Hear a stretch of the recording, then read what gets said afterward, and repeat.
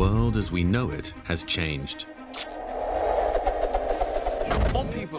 Altering our current path to the future requires a strong and proactive leadership. The global economy is in transition. Now is the time to come together as governments, as nations, as people. Putting nature at the heart of how we innovate will make us ready for the final frontier. Putting people at the heart of robotics will create a better tomorrow between AI and society. The World Government Summit will enable nations to come together and take accountability. We cannot continue to destroy our environment. We are here to shape the future. Build a better tomorrow by taking action here and now.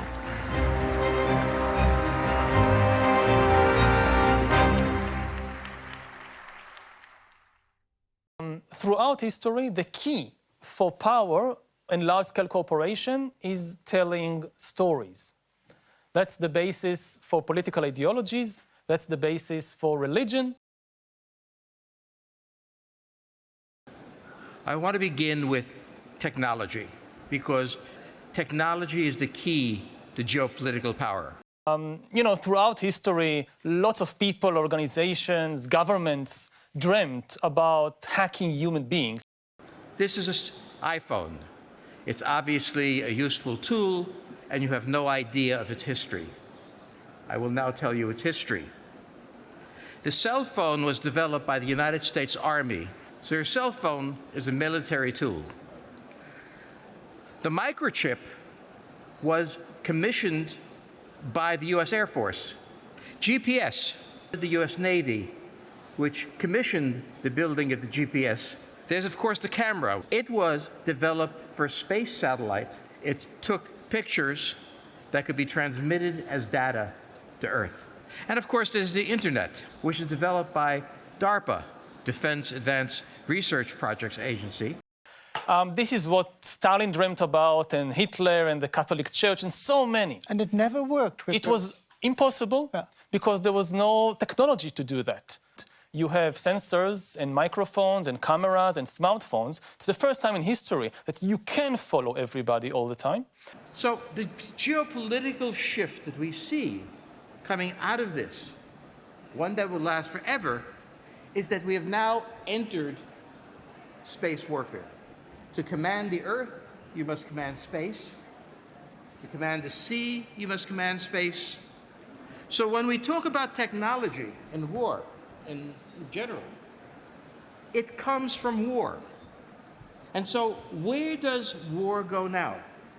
Well, war went with the iPhone into tactical operations on the face of the earth. You must understand the geopolitical requirements of the United States, the military that it created. So you cannot look at the cell phone without understanding its military origins. It's above all biometric information about what's happening inside the human being.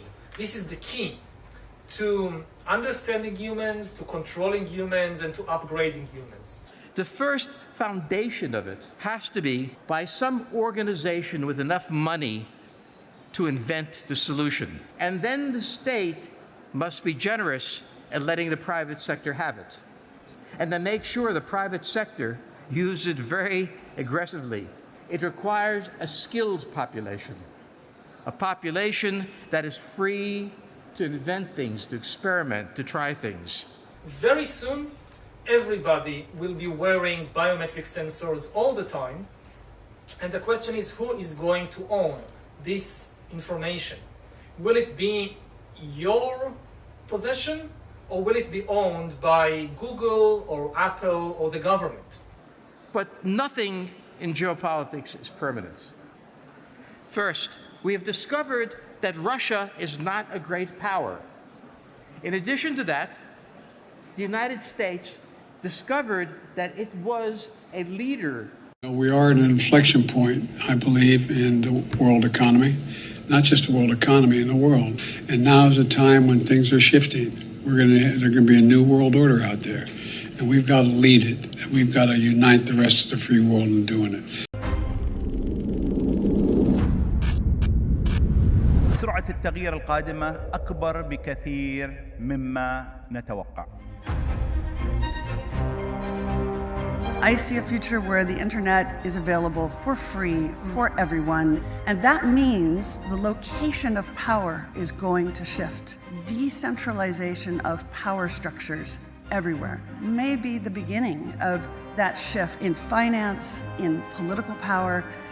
We have to uphold our responsibility, which we have towards the next generation.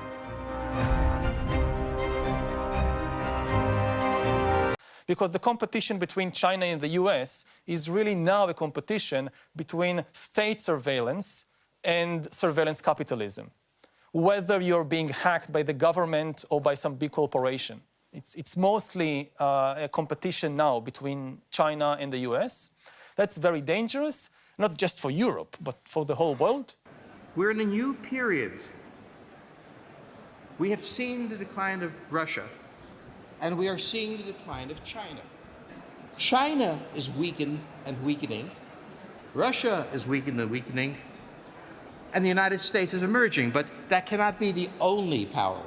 One of the things that is happening right now in the world is that you see the elite diverging from humankind as a whole, because the elite is going to be transformed into a different kind of species. So one key question is, who are we?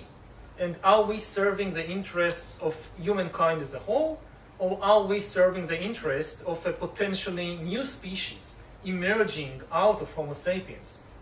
But for the first time in history, economic inequality could be translated into biological inequality. So you're going a class of irrelevant people will be created? Not only irrelevant people, but also people with really lower skills. People laughed at me. I like people laughing at me. I like to win. And I thank you.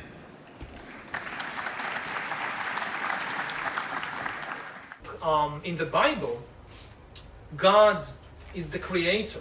Now we are gaining this power to create life, just like God, and in a way, we even go beyond the biblical God. But we are now trying to create inorganic entities, inorganic life forms. If we succeed, then very soon we will be beyond the God of the Bible. We will be beyond the God of the Bible. Genesis chapter 11 verse 4, it says, "And they said, 'Come, let us build ourselves a city and a tower whose top is in the heavens. Let us make a name for ourselves.'" An attempt to put themselves instead of God, as if they are God. To command the earth, you must command space. To command the sea, you must command space. We will be beyond the God of the Bible. That is the tragic reality that we see today in this world. And so when we look at the topic of the rise of one world religion, and how is it going to be that I will create a system that supposedly will be about God, but in reality, it will be all about the humans. We're going to try and understand how in the world a religious activity that is not about God and that Jesus is not even part of. It has to be something different. It has to be something out of the ordinary, something that the world has not seen before. I believe that there is an existing religion that is ready to be as a shell for something new that is being injected into it. And I'm talking about the Catholic Church.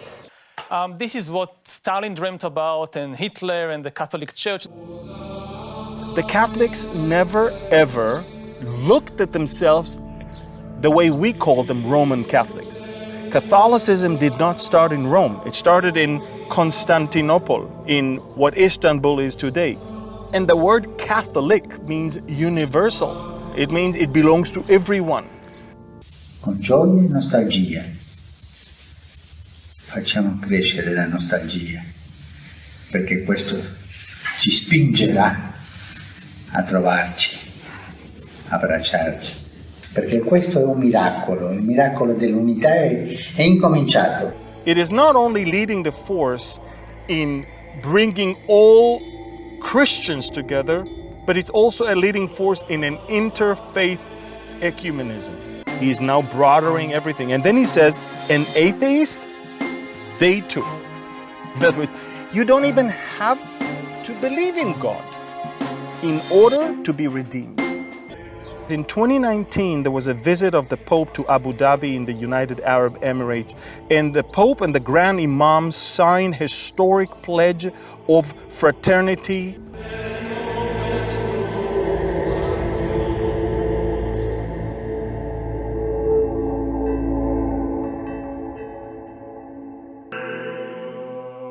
This emerging new world religion is not by the sword, it's with honey. It's with good words, with sweet words, with inclusivity. Throughout history, the key for power and large-scale cooperation is telling stories. On January 31st, 2021, it says Biden and Pope Francis could make a climate change miracle. You see, it's no longer about the Bible, it's no longer about the gospel, it's no longer about Jesus, it's about climate change now. So, if terrorism is not working and wars are not working, then what else can we choose to bring the whole world under one government, if not something that affects the whole world at the same time in the same way? And of course, climate change is the one, and the Pope is not missing an opportunity to be a leading force in all of these things. I'm trying to show that the Catholic Church emptied itself from the doctrine and is filling itself with everything else.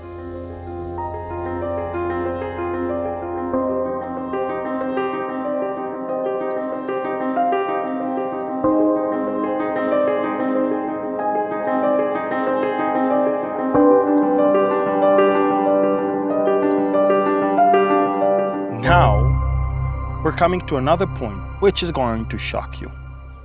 Closing the gap with science and Darwinism. Are you ready for this? In 2014, October 28, Pope Francis is visiting a scientific center and he says, evolution and Big Bang theories are real. The funny thing is that scientifically, the Big Bang theory has not been proven yet.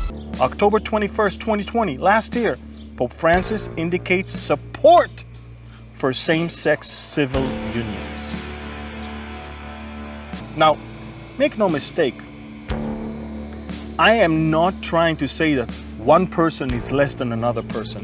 What I'm trying to say is the church traditionally was holding an opinion that it is as a sinful lifestyle that should be condemned, yet here we see that for the first time, he's the first pope, by the way, that is saying that. Actually, we should support civil union and make it actually in a law. In September 25th of last year, nationalism must not prevail, Pope said in addressing the United Nations. We must look at things from a global perspective. The common good has become global. What was is no longer. What is right now is new, and I am ready to take some sort of leadership in this new thing.